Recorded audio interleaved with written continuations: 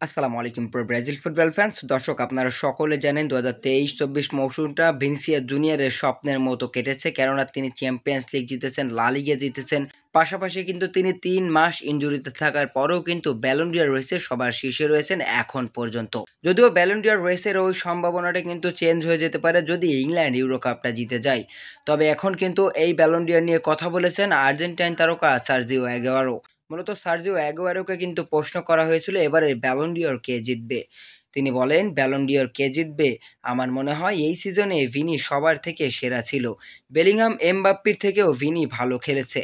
মূলত Sergio Aguero স্পষ্টভাবে বলেননি যে ভিনিসিয়াস জুনিয়রই ব্যালন ডি'অর জিতবেন, কেননা তিনি কিন্তু এটা নিশ্চয়তা দিতে পারেননি, সেজন্যই তিনি গণমাধ্যমে এরকম একটা কথা বলেননি। যদি ইংল্যান্ড ইউরো কাপের ফাইনাল পর্যন্ত পৌঁছাতে না পারতো, ইংল্যান্ড যদি অনেক আগেই বাদ পড়ে যেত, তাহলে কিন্তু নিশ্চিতভাবেই ব্যালন ডি'অর ভিনিসিয়াস জুনিয়র প্রাপ্য ছিল। তবে এখন কিন্তু ইংল্যান্ড এবং স্পেনের ম্যাচের দিকে তাকিয়ে থাকতে হবে ব্রাজিলিয়ান সমর্থকদের, আরও একবার ব্রাজিলিয়ানদের হাত থেকে ব্যালন ডি'অর ছিটকে না যায়।